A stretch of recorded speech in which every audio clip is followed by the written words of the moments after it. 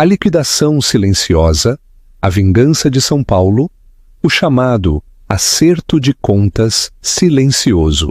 Quando Serena Torres atravessou os portões do Fórum Central de São Paulo para se divorciar de seu marido, o magnata da tecnologia Marcos Farias, todos esperavam uma batalha campal.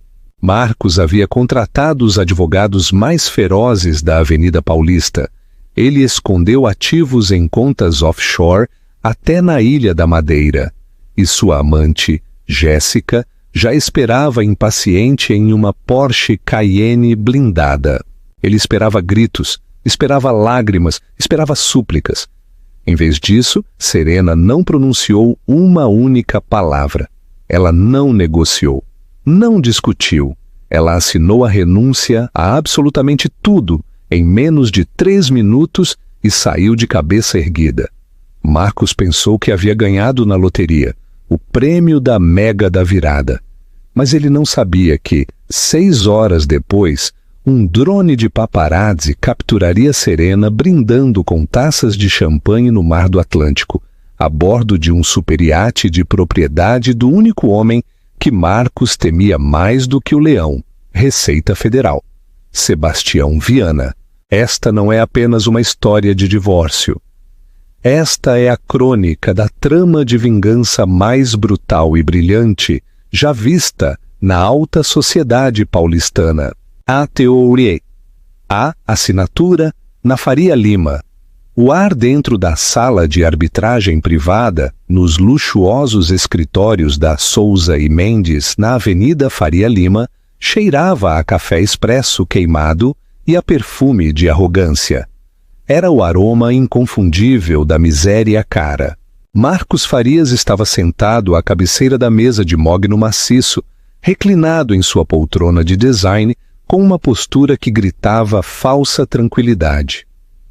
Ele checou seu relógio Patek Philippe pela 5ª vez em 10 minutos. Queria terminar logo. Tinha um voo para Fernando de Noronha programado para as 18 horas. E Jéssica, sua assistente pessoal transformada em noiva, já estava inundando seu telefone com mensagens sobre qual beach club deveriam reservar primeiro. À sua frente estava Serena. Se Marcos era um retrato de energia nervosa disfarçada de prepotência, Serena era uma estátua grega. Ela usava um tailleur de negócios cinza carvão, um Dior vintage, tão perfeitamente ajustado que parecia uma armadura metálica. Seu cabelo estava preso em um coque rigoroso e sem adornos, nenhuma joia, nem mesmo sua aliança de casamento. Esta havia sido depositada na mesinha de cabeceira de sua cobertura, no bairro dos Jardins, 3 semanas antes, na manhã em que ela encontrou o segundo celular escondido sob a gaveta da cômoda. "Olha, Serena", disse Marcos baixando a voz para aquele tom condescendente que usava quando explicava seu último algoritmo a investidores que não entendiam nada. "Podemos fazer isso de forma amigável ou difícil. Minha oferta ainda está de pé. Você fica com um apartamento na Serra, o Audi Q5, e uma pensão mensal de R$10.000 por 3 anos. Sem ações da Farias Tech, sem opções. E a pensão termina em 2027. O advogado de Marcos, um tubarão chamado Gilberto Rangel, famoso por fazer esposas de políticos chorarem em menos de 1 hora, deslizou um documento grosso pela mesa. Rangel esboçou um sorriso cínico. "É generoso, senhora Torres", sibilou, "considerando que a senhora carece de renda e sua empregabilidade é limitada na sua idade." Serena tinha 34 anos. Ela parecia ter 25. Mas no ecossistema implacável das startups de São Paulo, ela era história antiga. O silêncio na sala se alongou.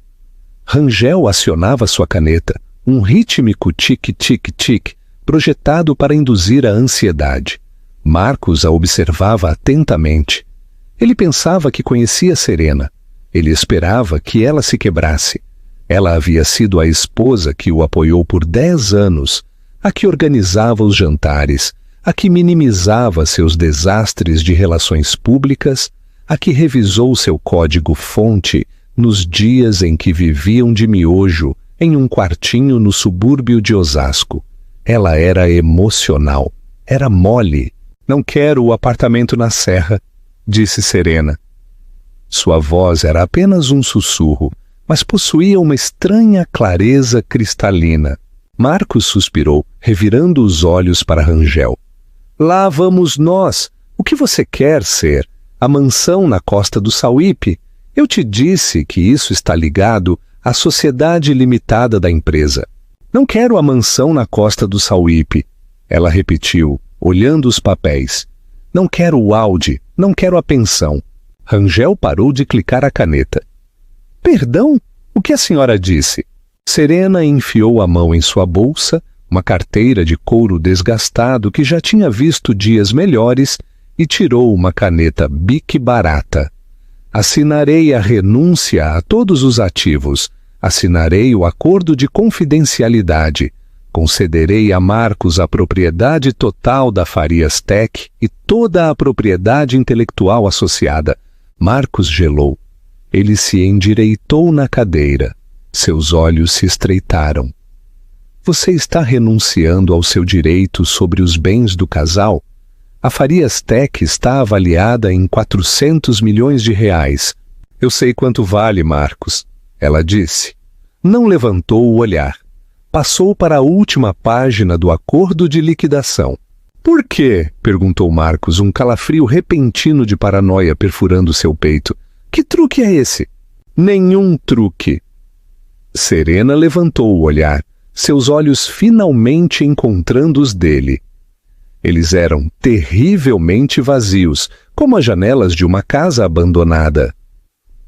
Eu só quero terminar. Quero estar livre de você. Hoje, agora mesmo. A senhora deve entender, interveio Rangel, confuso pela primeira vez em sua carreira profissional. Se assinar isso, sairá sem nada. Literalmente sem nada. Ficará na ruína. Eu me viro, ela respondeu. Scratch, scratch. O som de sua assinatura no documento foi o barulho mais alto na sala. Ela assinou as 3 cópias, fechou a pasta e a deslizou para Rangel. É tudo? Ela perguntou. Marcos estava atordoado. Ele sentiu uma onda de euforia, um golpe de dopamina mais forte do que qualquer negócio que ele já havia fechado. Ele tinha ganhado. Ele esperava uma batalha de 1 ano. Ele esperava perder metade de sua fortuna. Em vez disso, ela simplesmente se rendeu. Ela era mais fraca do que ele pensava.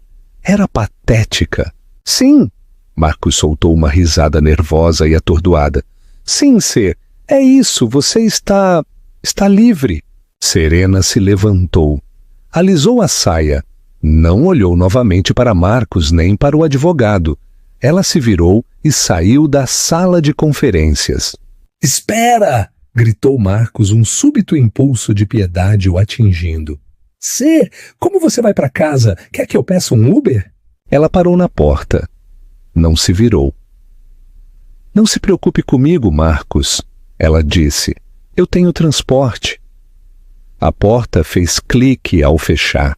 Marcos se virou para Rangel e levantou o punho. Você viu isso? Você viu essa capitulação total? Deus! Eu sou um gênio. Ele nem perguntou pelo cachorro. Rangel franziu a testa olhando a assinatura na página. É muito fácil, Marcos. As pessoas não se afastam assim de 200 milhões de reais. Ela o fez, zombou Marcos, pegando seu telefone para enviar uma mensagem para Jéssica. Ela está quebrada, Gilberto. Eu a quebrei. Agora vamos tomar um drink. Eu sou, oficialmente, um homem solteiro. Mas quando Serena saiu do prédio de escritórios na Faria Lima, ela não estava chorando. Não procurava um táxi. Ela olhou seu relógio. 11h15 da manhã. Ela caminhou 2 quarteirões até a esquina da rua Tabapuã. Um carro preto a estava esperando. Não era um Uber, Não era um táxi. Era um Rolls-Royce Phantom com as janelas tão escuras que pareciam obsidiana. O motorista, um homem corpulento com uma cicatriz cruzando seu pescoço, saiu e abriu a porta traseira. "Bom dia, senhora Farias", disse o motorista. "Ou devo dizer, senhorita Sterling?" Serena finalmente sorriu. Não era um sorriso gentil. Era o sorriso de um predador que acabara de ver a armadilha se fechar. "Senhorita Sterling está ótimo, Gregório", ela disse, deslizando para dentro do couro creme. "Me leve para Congonhas, o jet nos espera. E a bagagem?" "Eu deixei tudo", ela disse, reclinando-se e fechando os olhos. "Tudo o que eu preciso já está a bordo." ATU 2. O brinde e o pavor. Marcos Farias estava bêbado de vitória e de 3 uísques puros. Às 14 horas, ele estava no restaurante DOM de Alex Atala, em um reservado privado. Jéssica estava lá, deslumbrante e cara em um vestido vermelho que Marcos havia comprado com o cartão corporativo. Ela estava aninhada nele, rindo enquanto ele recontava a história da manhã. "Ela literalmente só assinou?" perguntou Jéssica com os olhos arregalados. "Não quis as joias? A arte, nada?" "Ela é uma idiota, Jess. Um capacho total", gritou Marcos, batendo na mesa e fazendo os talheres saltarem. "Provavelmente pensa que está adotando uma postura moral superior. Superioridade moral não paga aluguel em São Paulo." A mesa riu. Estava cheia dos puxa-sacos de Marcos, seu diretor financeiro, seus amigos da faculdade, seus homens da diretoria. Eles brindaram a genialidade de Marcos.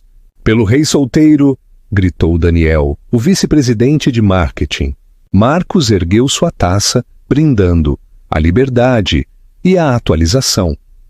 Ele beijou Jéssica com força, mas no meio da celebração, uma pequena sensação incômoda começou a coçá-lo na parte de trás do cérebro. Era Gilberto Rangel, seu advogado. Rangel não tinha ido ao almoço. Ele havia retornado ao seu escritório para protocolar os papéis imediatamente, paranoico de que Serena mudasse de ideia. O telefone de Marcos vibrou. Era Rangel, Gilberto Rangel, advogado, chamada. "Estraga prazeres", resmungou Marcos, recusando a chamada. Vibrou de novo. Imediatamente. "Atende, amor", disse Jéssica, acariciando a borda de sua taça. Talvez ela já esteja implorando por dinheiro. Marcos riu e atendeu. "Gilberto, me diz que a tinta está seca. Me diz que ela é oficialmente o passado." "Marcos, onde você está?" A voz de Rangel estava tensa, forçada. "Estou almoçando, celebrando. Por quê? O que houve?" "Estou no cartório de registro de imóveis", disse Rangel. "Acabei de protocolar o acordo, mas..." "Marcos, algo disparou no sistema quando eu digitei o decreto final." "Disparou? O quê? Uma multa?" "Não, uma notificação de ônus. Estou olhando as escrituras da cobertura dos jardins e da fazenda na costa do Sauípe." "Marcos, você fez uma segunda hipoteca? O quê? A empresa está bombando. Por que eu faria hipoteca?" "Porque, segundo o registro, nenhuma dessas propriedades pertence a você ou à SLU, Sociedade Limitada Unipessoal." Marcos largou sua taça. O barulho do restaurante pareceu se desvanecer. "Do que você está falando?" "Eu as comprei. Meu nome está na escritura." "Seu nome está no fideicomisso", corrigiu Rangel. "O fideicomisso Aurora Boreal. Você me disse que era sua sociedade instrumental." Eu a estabeleci há 5 anos." "Marcos", sussurrou Rangel. "Estou olhando os documentos de constituição do fideicomisso agora mesmo. Você não é o beneficiário. Você está listado como o fiduciário. O beneficiário é uma entidade extraterritorial registrada nas Ilhas Cayman, chamada Nemesis Holdings." "Ok, então. Isso é provavelmente só a forma como meu gerente configurou para evadir impostos."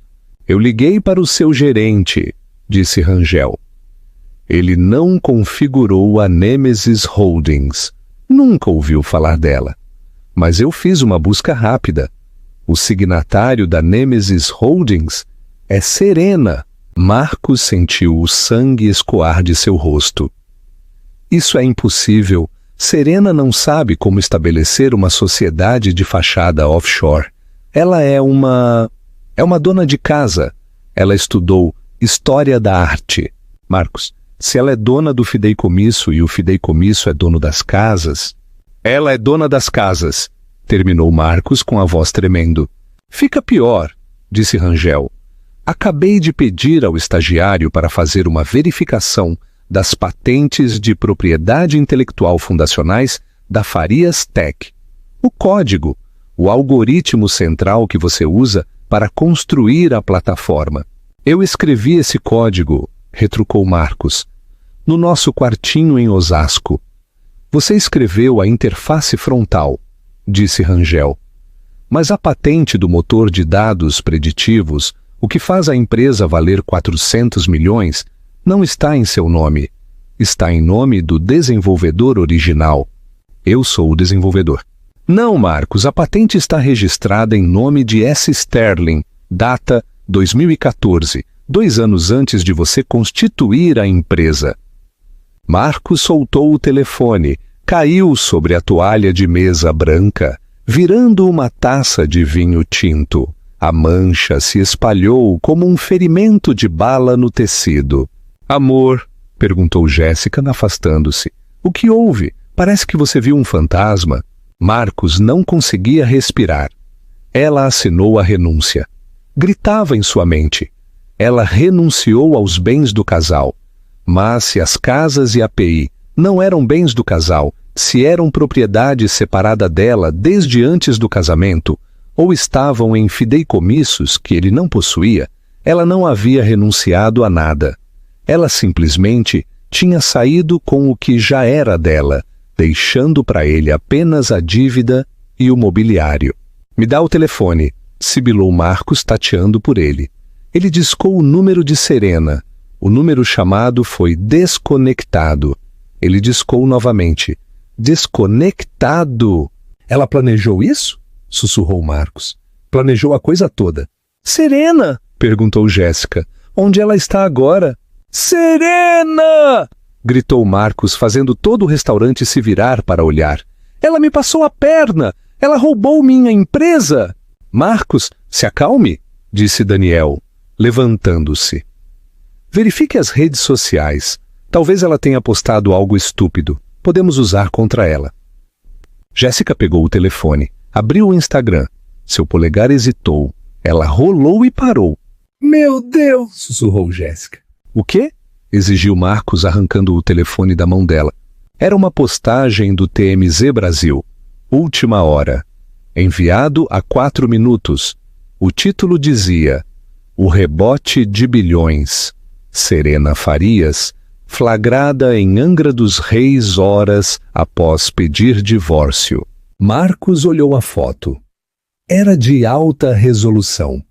Mostrava o convés de um superiate, uma daquelas cidades flutuantes massivas que faziam barcos normais parecerem pequenos.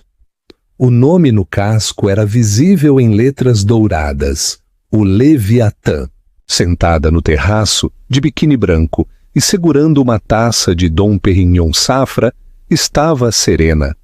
Ela parecia relaxada, radiante, mas era o homem sentado ao lado dela que fez o coração de Marcos parar.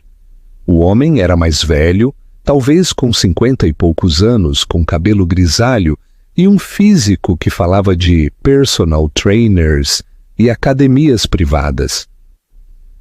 Ele estava inclinado, sussurrando algo no ouvido de Serena, com a mão apoiada familiarmente em seu ombro. Todo estudante de negócios, todo CEO de tecnologia, toda pessoa que lia a Exame ou o Valor Econômico conhecia aquele rosto. Era Sebastião Viana. Não apenas um bilionário, o bilionário, o homem que era dono de linhas marítimas, redes de satélite, minas de lítio, o homem que se rumorava desestabilizar pequenos governos para obter isenções fiscais.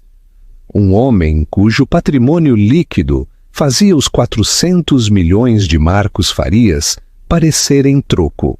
Marcos percebeu com uma torção doentia no estômago que Sebastião Viana era conhecido por outra coisa. Ele era o invasor corporativo mais impiedoso do mundo. Ele comprava empresas, as desmantelava para obter peças e deixava os CEOs na miséria.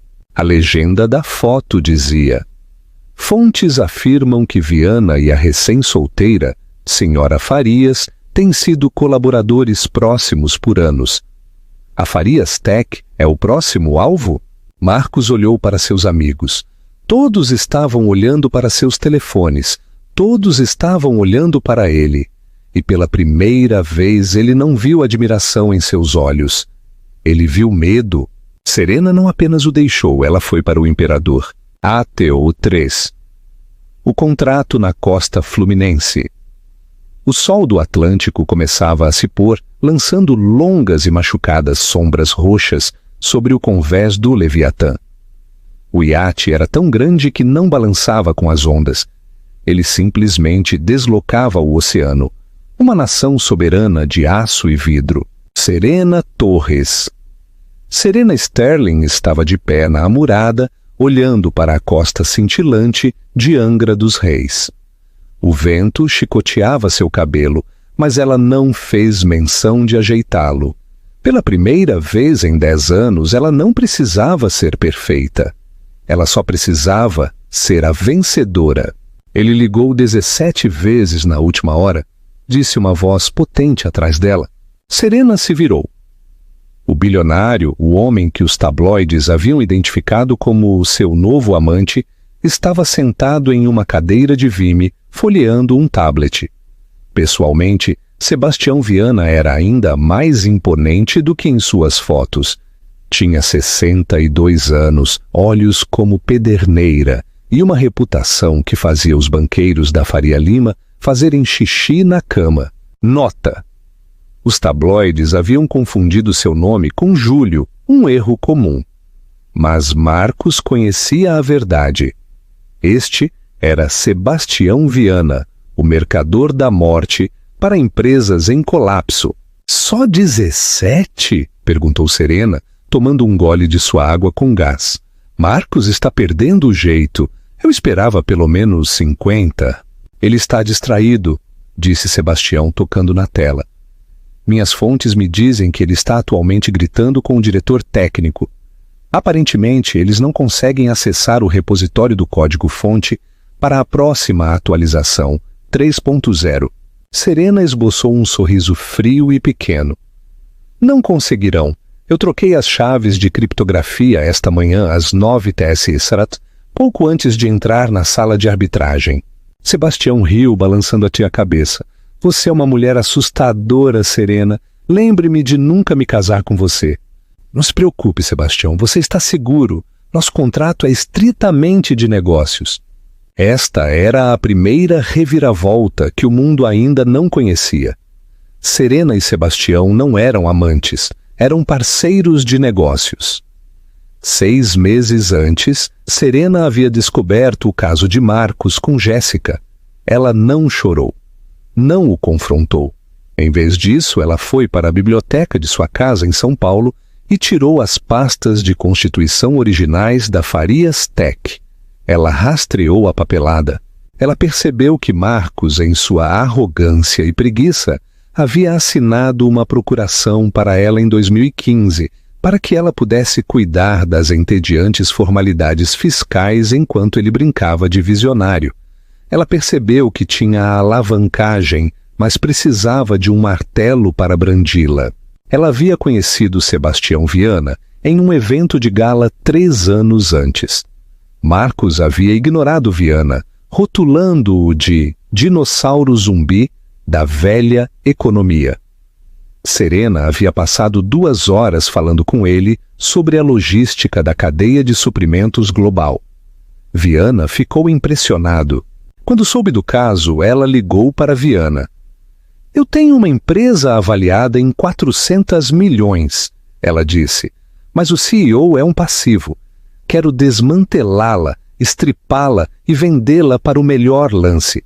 Preciso de um parceiro com capital e um iate para me esconder enquanto a tempestade passa. Viana aceitou na hora. De volta a São Paulo, a tempestade não estava apenas passando.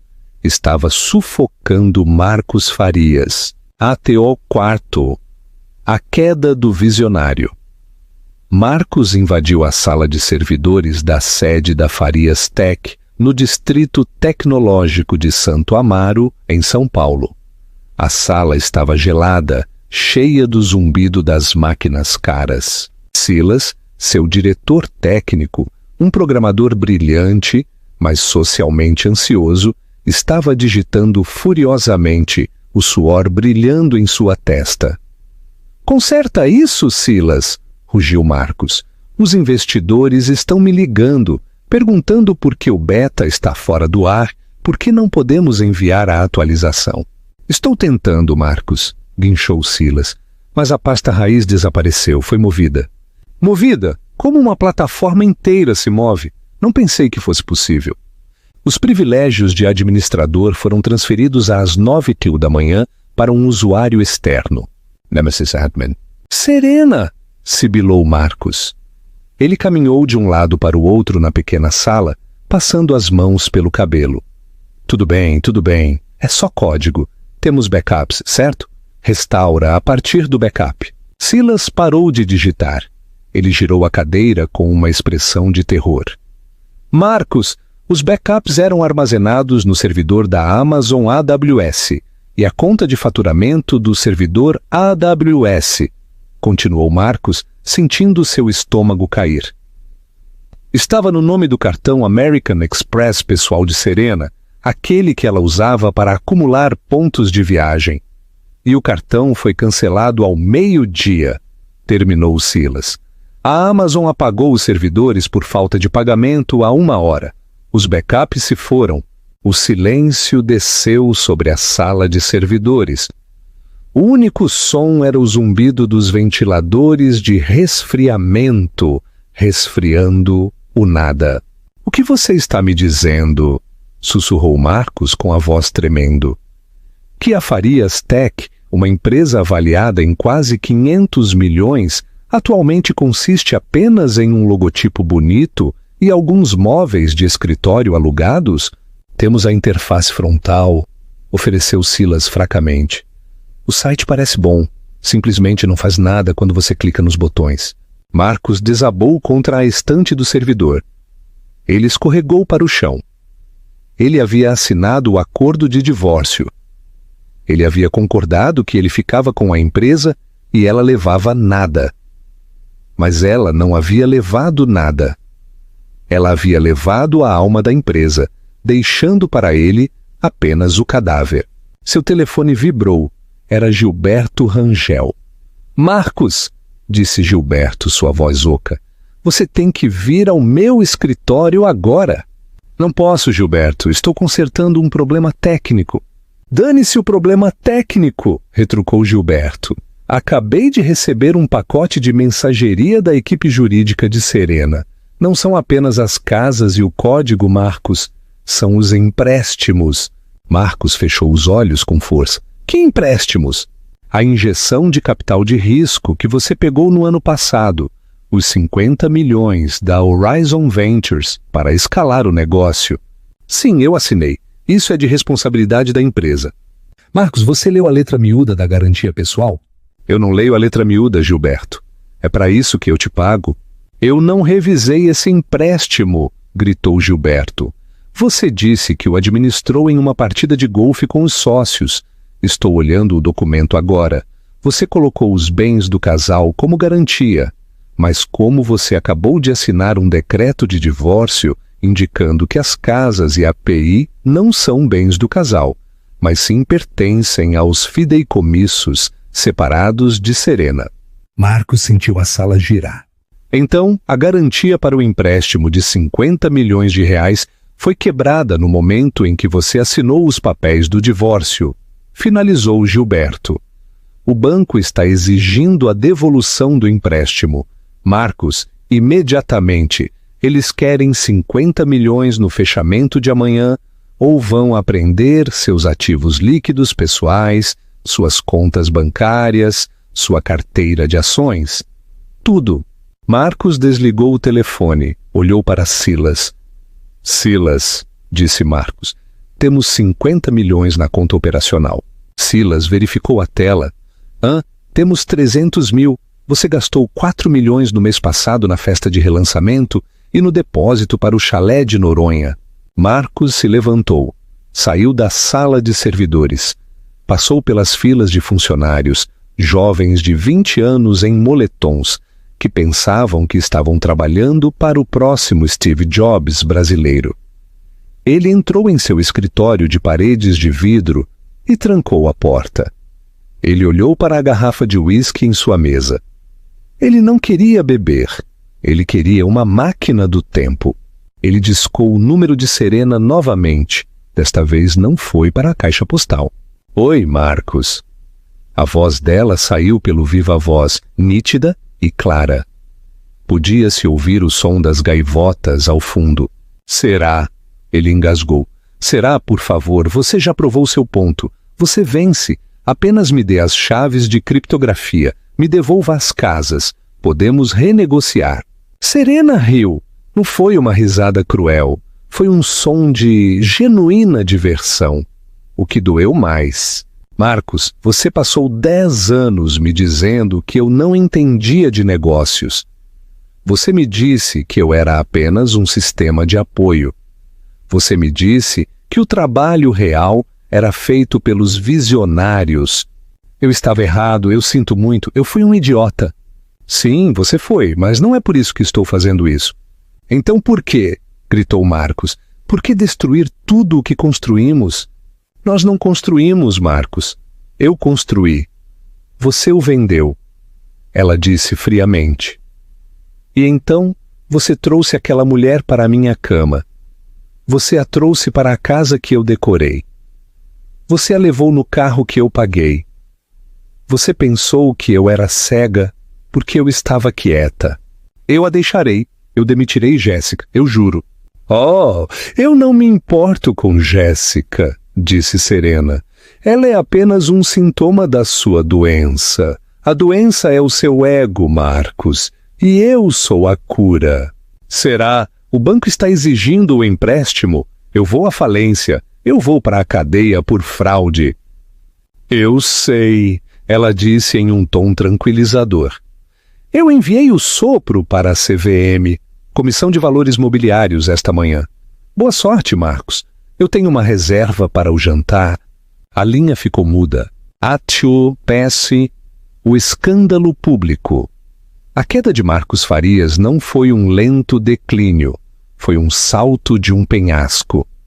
Às 9 da manhã seguinte, menos de 24 horas após a liquidação silenciosa, a notícia havia explodido.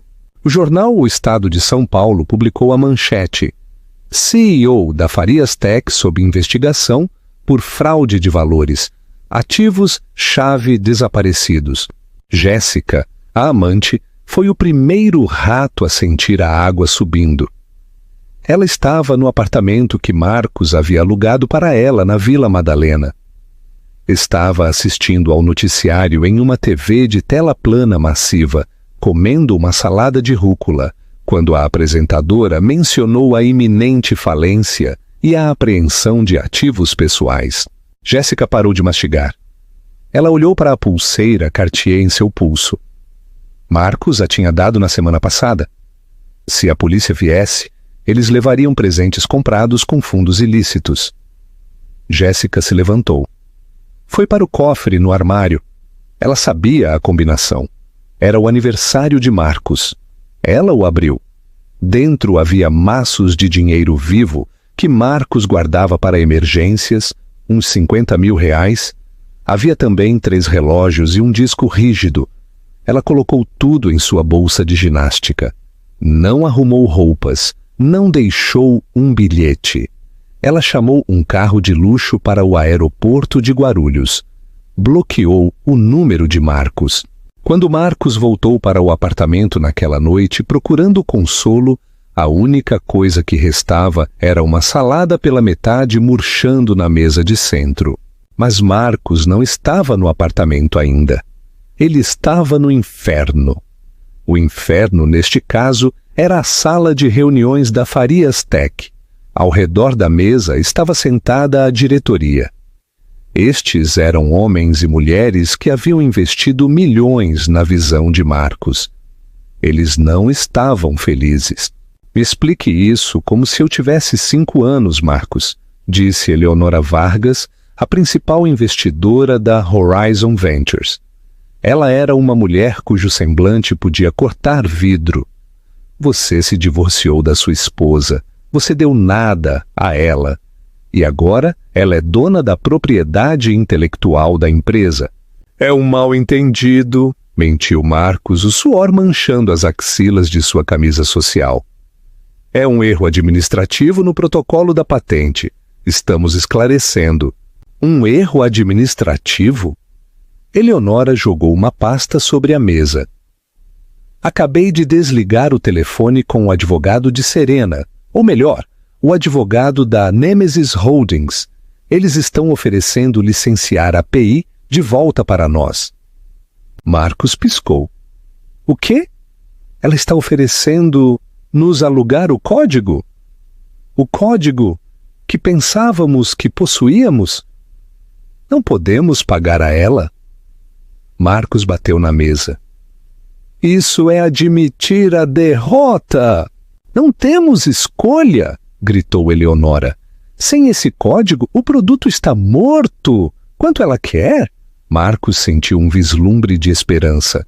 Talvez Serena só quisesse dinheiro. Talvez ele pudesse comprar sua saída disso. Quanto?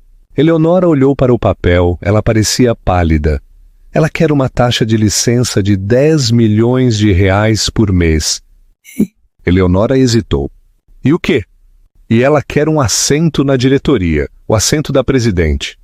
Esse é o meu assento, guinchou Marcos. Não mais, disse Eleonora em voz baixa. Ela olhou ao redor da mesa. Eu proponho um voto de desconfiança no CEO Marcos Farias. Tudo a favor. Todas as mãos na sala se levantaram. Você está demitido, Marcos, disse Eleonora. A segurança vai te escoltar para fora. Marcos ficou ali, atordoado. Você não pode fazer isso. Eu sou o fundador. Você é um passivo, disse Eleonora. E, francamente, parece que sua ex-esposa foi o cérebro da operação o tempo todo. Preferimos estar nos negócios com ela. 2 grandes seguranças. Homens que Marcos havia contratado, homens cujos contra-cheques ele assinava, deram um passo à frente. Um deles pegou Marcos pelo cotovelo. Não me toque! Cuspiu Marcos, soltando-se. Eu estou indo! Ele saiu furioso do prédio, carregando uma caixa de papelão com um grampeador e uma foto dele mesmo apertando a mão de Jorge Paulo Lemann. Enquanto saía para as ruas de Santo Amaro, os paparazzi estavam esperando. Eles o cercaram, os flashes o cegando. Marcos, é verdade que você está falido. Serena planejou tudo isso?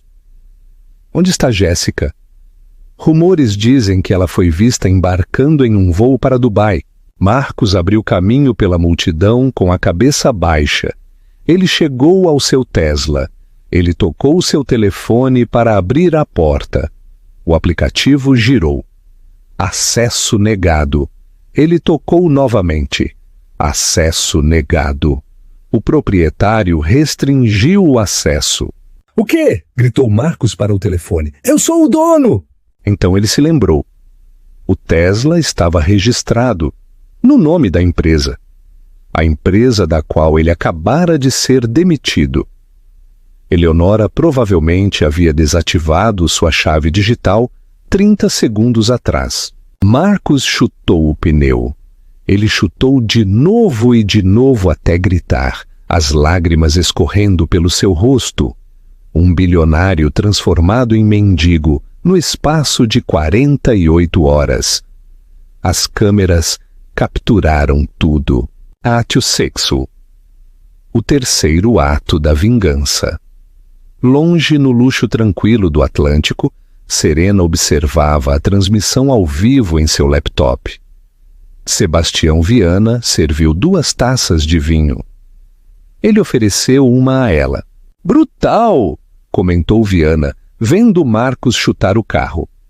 Desmantelado de fato, o conselho acabou de emitir um comunicado à imprensa. Eles aceitaram seus termos de licença. Você agora é a presidente da Farias Tech. Eu sei, disse Serena. Ela não parecia feliz, não parecia triste. Ela parecia resoluta. Então qual é o próximo movimento? Perguntou Viana. Você volta para São Paulo? Toma o trono? Ainda não, disse Serena. Marcos está quebrado, mas não terminou. Ele ainda tem uma cartada para jogar. Que cartada? Ele não tem dinheiro, nem empresa, nem garota. Ele tem a mídia, disse Serena. Marcos é um narcisista. Quando um narcisista é encurralado, ele não desiste. Ele tenta incendiar o mundo. Ele vai aparecer na televisão. Vai tentar me pintar como a vilã. Vai mentir. Deixe-o, encolheu os ombros Viana. Quem vai acreditar nele? Todo mundo adora uma vítima, disse Serena. Especialmente se ele interpretar bem o ângulo do marido desprezado. Preciso garantir que quando ele abrir a boca, nenhum som saia. E como você faz isso? Serena fechou o laptop, enfiou a mão na bolsa e tirou um pequeno pendrive preto. Parte 2 do plano, ela disse. A amante não era apenas uma cunha para quebrar o casamento, Sebastião. Eu sabia de Jéssica muito antes de Marcos saber que eu sabia. Viana levantou uma sobrancelha. Você está dizendo que a usou? Estou dizendo, disse Serena, girando o pendrive nos dedos, que Jéssica não era apenas um rosto bonito, ela era minha espiã. Ela simplesmente não sabia disso. Você a espionou? Eu os apresentei, disse Serena. Sebastião Viana, um homem que havia derrubado governos, olhou para Serena com genuíno espanto. Você preparou uma amante para seu marido para poder destruí-lo? Eu preparei um teste, corrigiu Serena. Se ele tivesse sido leal, nada teria acontecido. Jéssica teria sido apenas a nova estagiária, mas Marcos não conseguiu resistir. E porque ele não conseguiu resistir, ele contou segredos. Conversas de travesseiro, Sebastião. É a moeda mais perigosa do mundo. E o que tem no pendrive? Gravações, disse Serena. Jéssica gravava as conversas deles para se gabar para as amigas.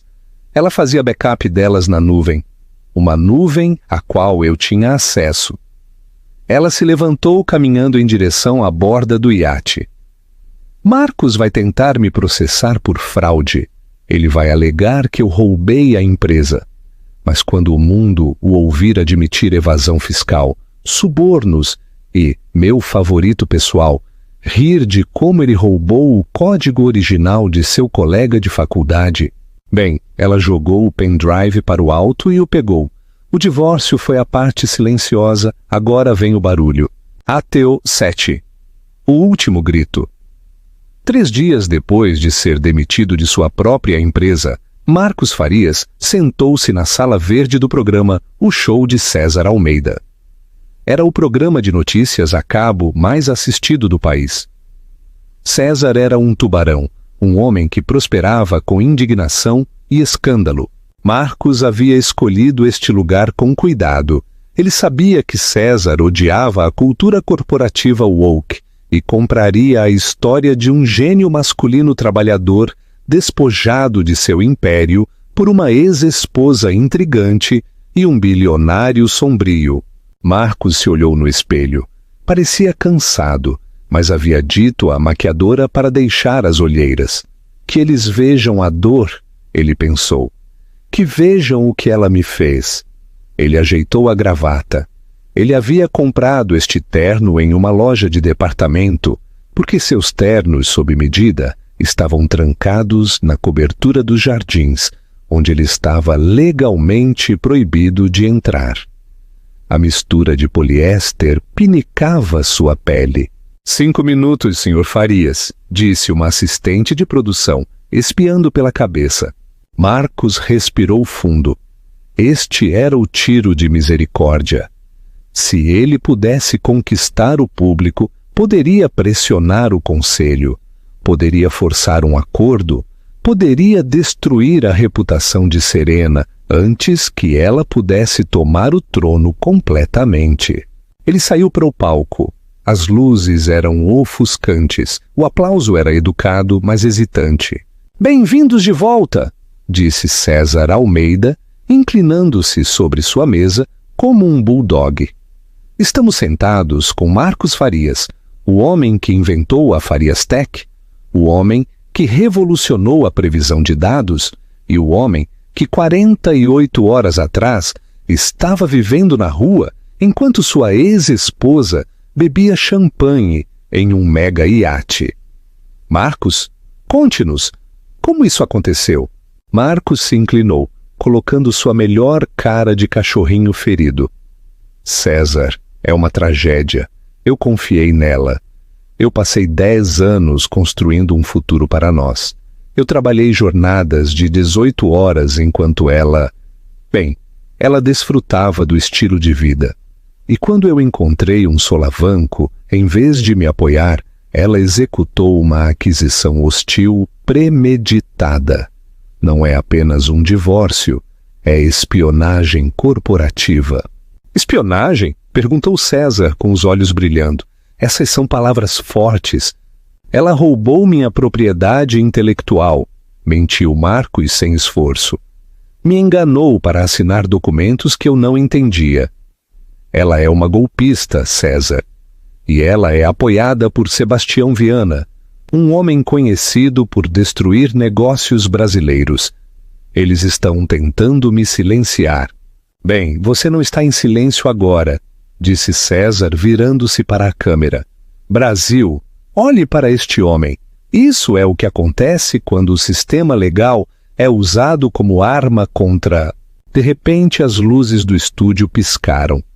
O telão massivo atrás de Marcos, que estava exibindo uma foto lisonjeira dele, ficou cinza estático.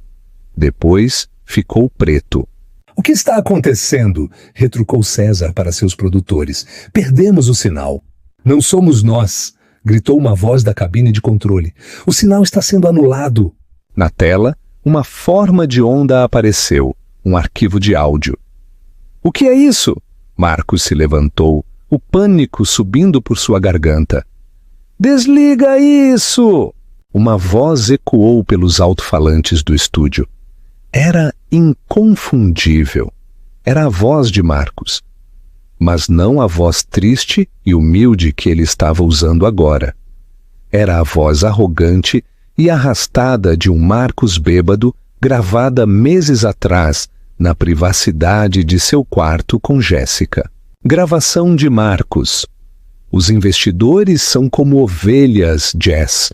Eu juro. Eu entro lá, solto algumas palavras da moda como redes neurais e sinergia, e eles simplesmente assinam os cheques." Voz de Jéssica. "Mas você não se preocupa que eles descubram sobre o código?" Marcos ri. "Descobrir o quê? Que eu não o escrevi? Quem vai contar a eles, Túlio?" Voz de Jéssica. "Não fala dele, ele é assustador." Marcos. "Não é assustador, é negócio. Túlio era um gênio, mas era fraco. Ele teve uma overdose, Jess. Ele morreu naquele dormitório e deixou o laptop dele aberto. Eu não o matei, eu apenas resgatei o trabalho dele. Eu peguei o disco rígido. Ele não precisava mais dele. Eu peguei o Atlas, mudei o nome para Farias Tech e fiz 1 bilhão. É seleção natural." O áudio foi cortado. O silêncio no estúdio foi absoluto. Foi mais pesado que a gravidade. César Almeida encarou Marcos. A plateia encarou Marcos. Marcos ficou congelado, seu rosto perdendo a cor até parecer uma figura de cera. "Túlio!" sussurrou Marcos para si mesmo. Ele não pensava em Túlio há anos. Túlio Meirelles, seu colega de faculdade na Poli-USP.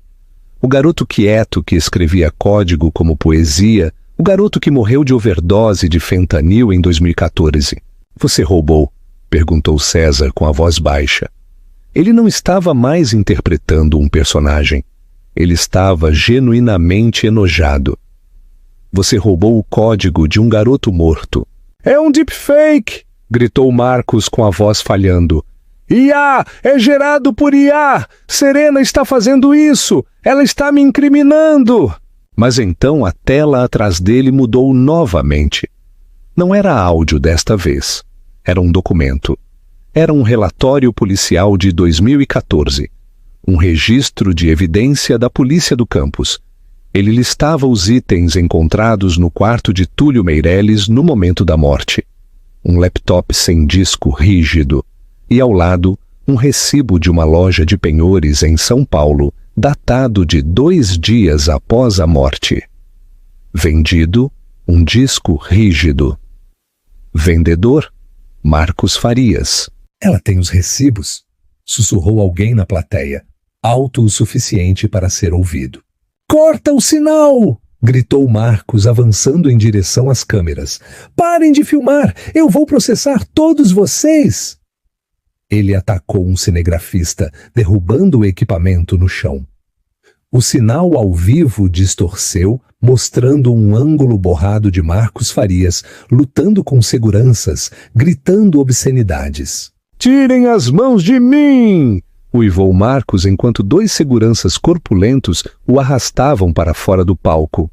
Eu sou o CEO! Eu sou um visionário! Átio 8. O vazio no porão. Marcos foi jogado pela saída traseira do estúdio em um beco molhado pela chuva. Seu terno estava rasgado. Faltava-lhe um sapato. Ele se levantou cambaleando, respirando pesadamente. Seu telefone vibrava incessantemente em seu bolso. Ele o tirou. 2 chamadas perdidas de mamãe. Marcos, é verdade? Você roubou de Túlio? Eu estou renunciando como seu advogado. Boa sorte. Não, não, não! Hiperventilou Marcos. Ele se apoiou contra a parede de tijolos, deslizando para o lixo. A Polícia Federal. A fraude de valores era uma coisa, mas admitir o roubo de IPI de um homem morto traria uma década de processos. A família Meireles iria atrás dele. Os investidores iriam processar por restituição. Ele estava diante de 20 anos de prisão.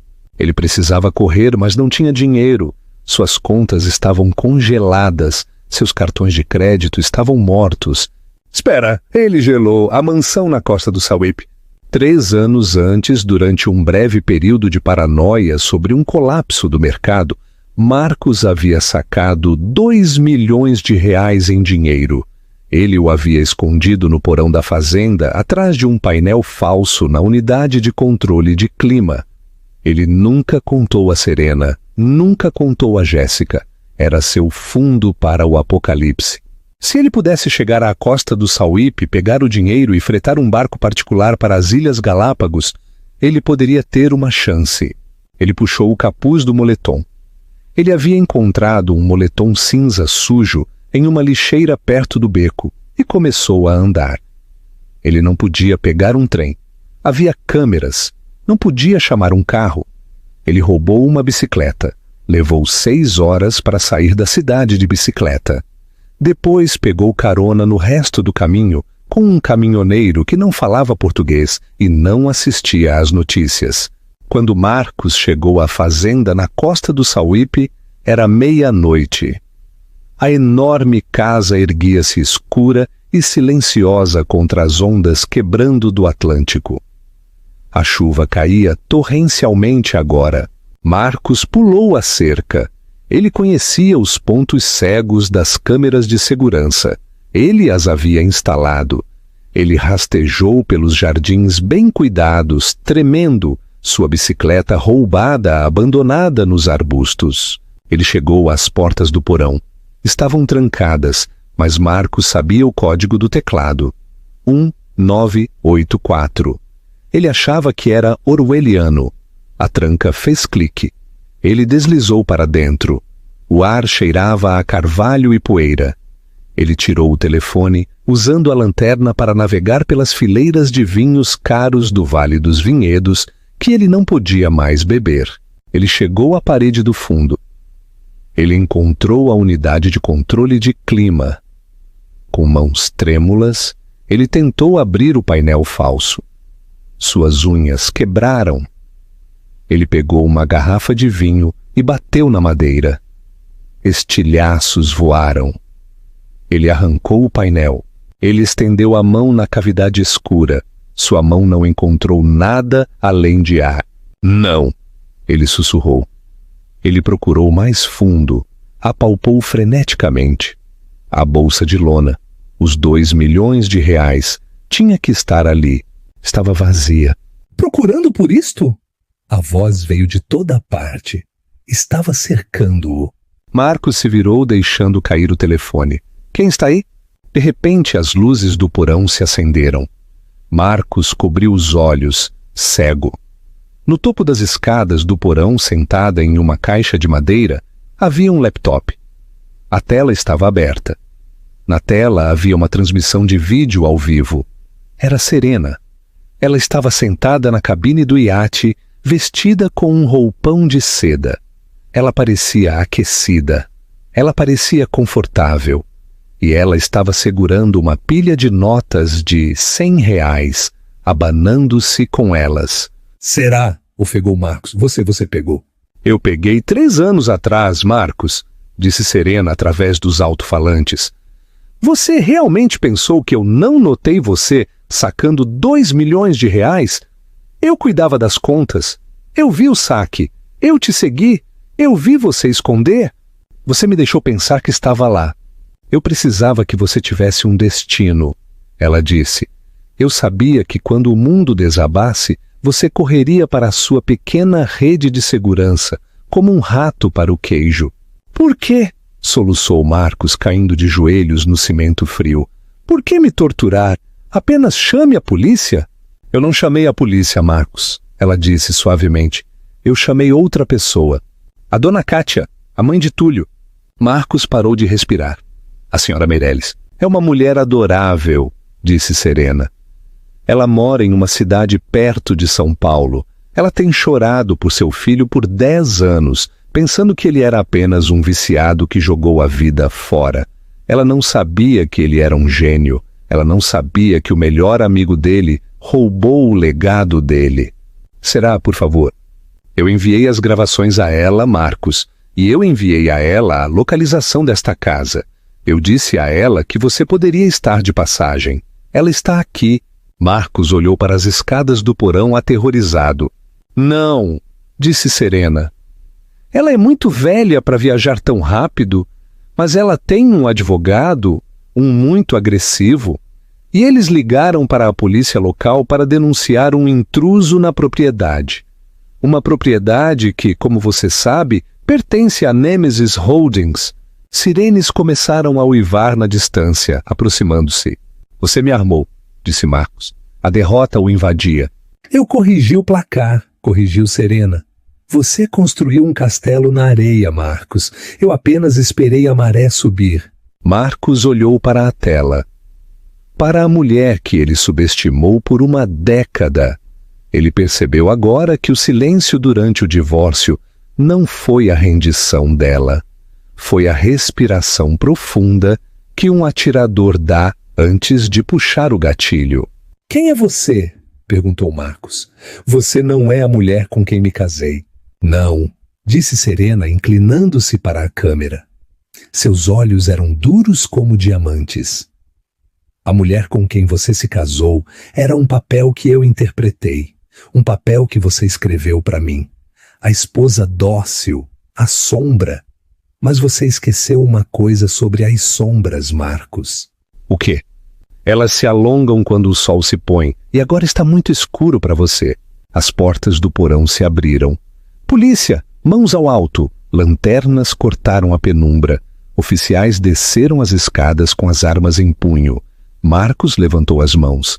Ele olhou de volta para a tela do laptop. Serena ergueu sua taça de champanhe. Adeus, Marcos. A tela ficou preta. Epílogo. A fundação. Meirelles. 18 meses depois, o som da pesada porta de aço se fechando era o único relógio que restava a Marcos Farias. Dentro da Penitenciária Federal de Tremembé, em São Paulo, o tempo não se movia em horas ou minutos. Movia-se em contagens, a contagem da manhã, a contagem do almoço, a contagem da tarde. Marcos sentou-se na beira de sua cama, olhando para um caderno de composição em branco. Ele estava tentando escrever suas memórias há 6 meses. Tinha um título: O Algoritmo de Ícaro. Como construí o futuro e fui roubado pelo passado. Mas toda vez que ele colocava a caneta barata no papel, sua mão tremia. Ele não era o lobo de Wall Street. Não era um fora-da-lei glamuroso. Na prisão, ele era uma piada. Os outros internos, a maioria golpistas e traficantes de drogas, o chamavam de o suporte técnico. Se a TV da sala comum quebrava, eles forçavam Marcos a consertá-la. Se o controle remoto parava de funcionar, eles o jogavam na cabeça dele. Ele havia perdido tudo. O dinheiro se foi, apreendido pela CVM e pelos bancos. As casas estavam vendidas. Jéssica estava atualmente estrelando um reality show chamado A Ilha das Busca-Ouro, onde ela zombava abertamente de seu desempenho na cama para milhões de telespectadores. Mas o pior não era a pobreza ou a humilhação. Era o silêncio. Marcos costumava estar cercado de barulho, aplausos, bips de notificações, homens da diretoria rindo de suas piadas. Agora, o mundo simplesmente o havia silenciado. Ele havia enviado 20 cartas a Serena. Ele implorou por perdão. Ele implorou por um empréstimo. Ele implorou apenas para ouvir a voz dela. Ela nunca havia respondido. Nem uma única vez. O silêncio dela era uma parede de prisão mais espessa do que o concreto ao seu redor. Farias! Gritou um guarda, batendo seu cacetete nas grades. Hora da TV, vem! Marcos suspirou. Não, estou escrevendo. Como quiser, você está perdendo. Sua ex está na Bloomberg Europa. Marcos largou a caneta, correu para as grades. O quê? Ele correu para a sala comum. Um grupo de internos estava reunido ao redor da pequena TV montada, comendo pipoca da cantina. Na tela, o título piscava em azul negrito. A nova era da IA ética. Serena Sterling, discurso na ONU em Genebra. Marcos abriu caminho entre um grupo de malversadores para ver melhor. Serena estava em pé em um palco que parecia uma espaçonave. A iluminação era suave, etérea. Ela não usava mais os tailleurs severos. Ela vestia um conjunto de seda branco que fluía como água. Ela parecia mais jovem, parecia poderosa, parecia feliz. Ela estava falando para uma multidão de 3.000 dos líderes mais poderosos do mundo. Por uma década, disse Serena com a voz calma e ressonante, nos disseram que a tecnologia requer disrupção, que para construir algo grandioso, você tem que quebrar coisas, você tem que quebrar regras, você tem que quebrar pessoas. A câmera fez um pan para a primeira fila. Sebastião Viana estava lá, parecendo orgulhoso. Ao lado dele estava sentada uma mulher mais velha, com cabelo grisalho e óculos grossos. Marcos a reconheceu instantaneamente. Era a dona Kátia Meireles, a mãe de Túlio. Mas isso era uma mentira, continuou Serena. A verdadeira inovação não é sobre roubo, não é sobre velocidade ao custo da verdade. Hoje, tenho orgulho de anunciar a aposentadoria da marca Farias Tech. A multidão murmurou. Marcos agarrou o encosto de uma cadeira de plástico com tanta força que seus nós dos dedos ficaram brancos. Não se atreva, ele pensou. Não apague meu nome. O nome Farias representa um legado de ego, disse Serena. Representa uma caixa preta onde entra o crédito e saem as mentiras. Hoje estamos mudando o nome. Estamos liberando o código-fonte para a comunidade acadêmica e estamos lançando uma nova plataforma dedicada à previsão de dados transparente e de código aberto. Atrás dela, o telão mudou. O logotipo da Farias Tech, um F afiado e agressivo, se estilhaçou em pó digital. Em seu lugar, um novo logotipo se formou, um design geométrico simples e elegante. E o nome? A Fundação Meireles. Estamos nomeando a empresa em homenagem ao seu verdadeiro arquiteto, disse Serena, gesticulando para Dona Kátia na primeira fila. A senhora estava chorando, segurando a mão de Sebastião Viana. Todos os lucros da plataforma Meireles irão financiar a educação STEM para estudantes carentes e apoiar programas de recuperação de vícios. Não estamos aqui para fazer bilionários, estamos aqui para fazer as pazes. A multidão explodiu. Não foi um aplauso educado. Foi uma ovação de pé, um rugido de aprovação que sacudiu os alto-falantes da TV da prisão. Marcos encarou a tela. Ela havia feito a única coisa que ele não podia conceber. Ela não apenas pegou o dinheiro. Ela não apenas pegou o poder. Ela o deu. Ela destruiu o legado dele, não roubando, mas provando que não valia nada em comparação com a verdade. Caramba, Farias! Riu o interno ao lado dele, dando um tapinha nas costas de Marcos. Ela acabou de jogar seu nome no vaso sanitário e ainda conseguiu uma dedução fiscal por isso. Isso é frio, isso é gelo puro. Na tela, um repórter aproximou um microfone de Serena enquanto ela saía do palco. Senhorita Sterling, a senhora tem algum comentário para seu ex-marido? Ele está atualmente cumprindo 5 anos em uma prisão federal. Algo que a senhora gostaria de dizer a ele. Serena parou. Ela olhou diretamente para a lente da câmera. Por um segundo, Marcos sentiu que ela estava olhando diretamente para sua alma, vendo o macacão sujo da prisão, o cabelo grisalho, o desespero. Ela fez uma pausa. O mundo prendeu a respiração, esperando um insulto, uma satisfação, um momento de reivindicação. Serena sorriu, uma curva pequena e enigmática em seus lábios. Não, ela disse, e então se virou e se afastou. A tela mudou para um anúncio de seguro de carro. Marcos ficou ali enquanto os outros internos riam e se dispersavam. Ele olhou para suas mãos. Ele percebeu que estava tremendo. Ela não discutiu durante o divórcio, não discutiu durante a tomada de posse. E ela não discutiria agora. Ela havia lhe concedido o castigo final. Ela o havia tornado irrelevante. 3 meses depois, um pacote chegou pelo correio da prisão. Era um envelope acolchoado padrão. O endereço do remetente era Nemesis Holdings, Ilhas Cayman. Marcos o abriu com os dentes, seu coração martelando. Era dinheiro. Era uma carta. Era um sinal de que ele ainda importava, mesmo que um pouco. Ele virou o conteúdo sobre sua cama. Era um livro, uma cópia de primeira edição, de O Conde de Monte Cristo. Não havia bilhete. Não havia inscrição. Apenas um post-it amarelo na capa com um único símbolo desenhado à mão. Um rosto sorridente. Marcos encarou o livro. Ele tocou a capa. E pela primeira vez em 2 anos ele começou a rir. Ele riu até suas costelas doerem. Ele riu até as lágrimas escorrerem pelo seu rosto e encharcarem os lençóis da prisão. Ele riu porque finalmente entendeu a piada. Ele nunca foi o protagonista desta história. Ele foi apenas o vilão na história de origem dela. E o vilão nunca tem a última palavra. Reflexão final.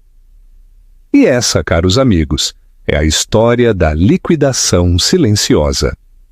Serena Sterling provou que, em um mundo cheio de barulho, gritos e guerras de Twitter, A arma mais perigosa que você pode brandir é o silêncio. Marcos Farias pensou que sua esposa era fraca porque não revidou. Ele não percebeu que enquanto ele jogava damas, ela estava jogando xadrez 4D. E ela era a dona do tabuleiro. Ela saiu com sua dignidade, sua liberdade e, finalmente, com todo o império, deixando para ele apenas seu próprio ego como companhia em uma cela em Tremembé. É um lembrete brutal. Cuidado com quem você subestima. Os quietos não estão em silêncio porque não têm nada a dizer. Eles estão em silêncio porque estão conspirando